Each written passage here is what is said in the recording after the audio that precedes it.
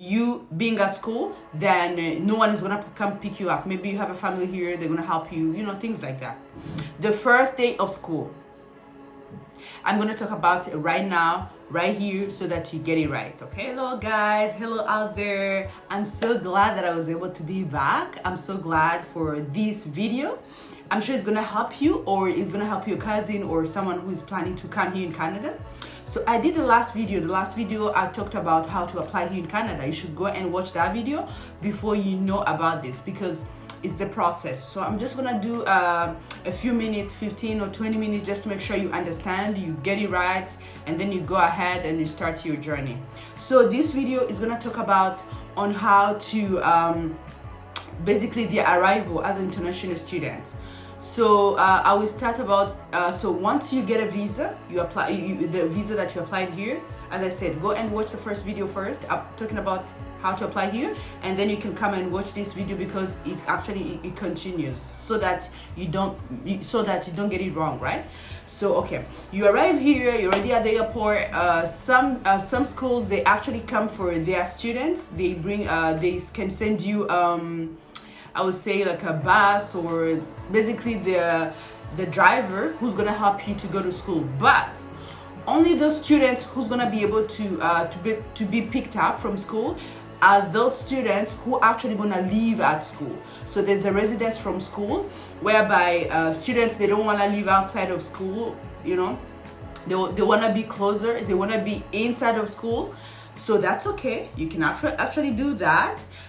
So they pick you up, they take you to the school, or around the near school, whereby there's houses for school. So you're paying school for that rent.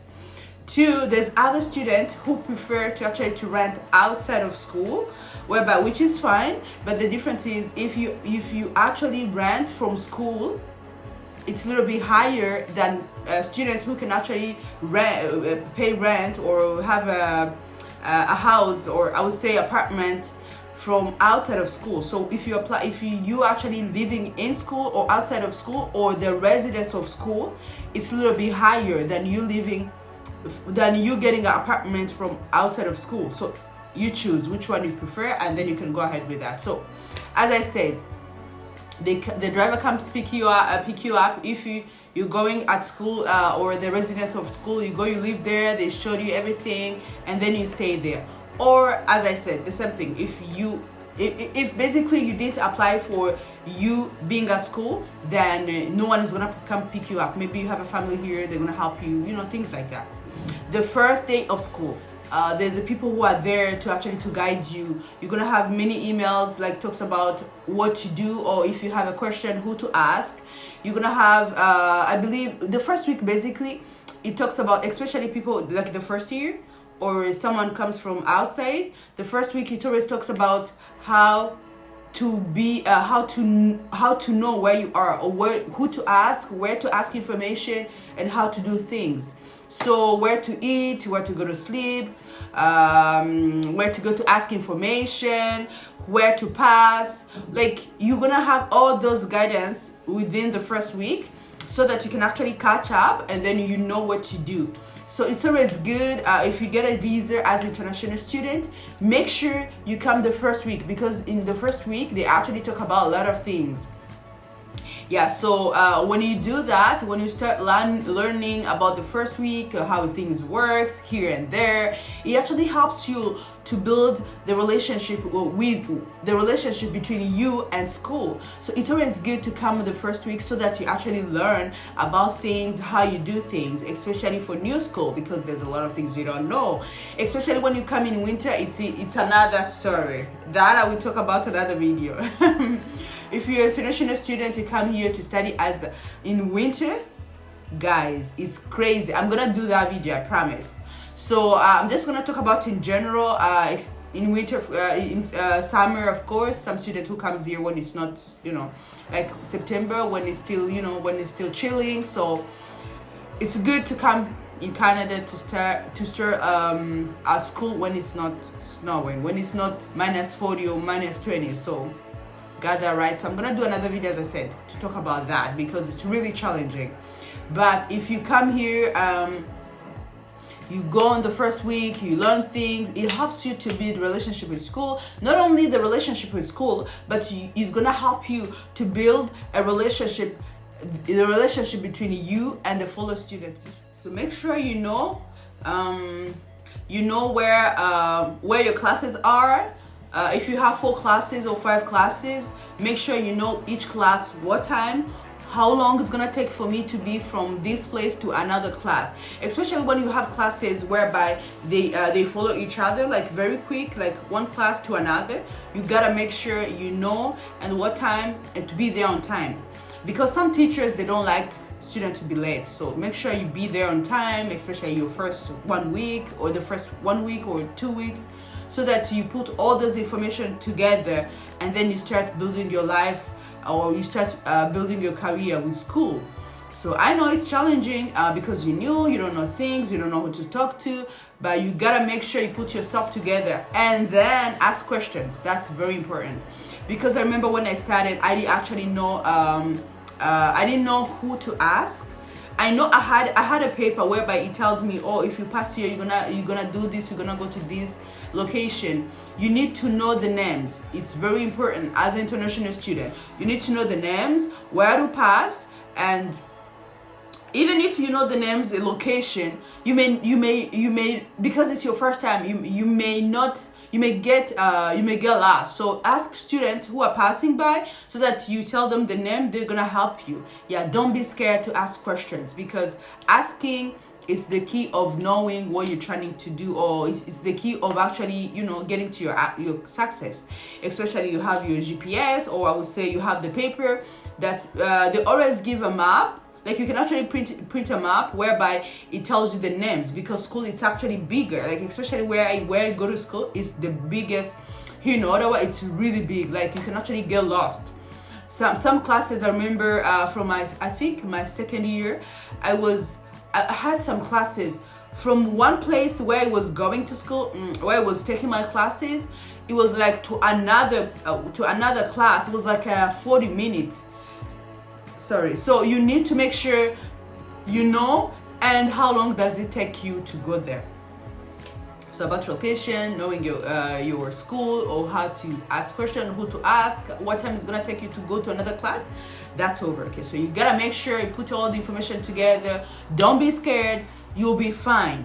Don't be scared. Again, don't be scared, you will be fine. Okay, so another thing I would like to talk about as international students, as you just arrived here, you need to start learning how to create friendship. Because guess what I did, those students, the same student you are in the same class, everybody is busy. They just got up, they go in their other classes, everybody is busy. You find yourself, you're by yourself, and you don't know, you're like, when am I gonna create this relationship? So the one key of you creating a relationship with the student, maybe 2 or 3, it's by groups. So depends which program you're in. Some programs, it actually helps you to create a relationship because you're gonna work as a group. So that it actually helps, because you need to talk to those students every single day, especially if the project is gonna end at the end of the term. You need to talk to them, because you need to know how to put the information together, who's gonna talk or who's gonna present, or like you need to actually give advice or work together as one team. So you doing all of that, it helps you to create a relationship. It helps you to know, oh, I have a team of 5 people. We are the same in this specifically class, so that it helps you to build relationships. So don't be scared. I know it's challenging, but you will get there. Yeah, because every time when you go to another country, it shows the whole. It's always something else, right? Like it's a new thing, it's a new environment, it's a different people doing different things. So you gotta make sure you create those relationships. You gotta make sure you create that environment for yourself. So yeah, so that's one of the other things, like about relationship. You create a relationship from school, like where you applied for, and to create a relationship between you and your fellow student, right? So the other point I'd like to talk about as international student, or the moment you arrive here, you need to talk to your teacher. If there's something you don't understand, maybe the teacher sent an email, or the other thing, you need to make sure you actually, you update for your emails. You need to read your syllabus. You need to understand, or you need to every day check your emails, because emails, it's very important, because emails from school, they tell you, teachers talks about that more than the Brightspace. So we use a website which is Brightspace from school, whereby it talks about anything happening at school. So you gotta make sure you update, you already catch up about emails from teachers, emails from fellow students, things like that.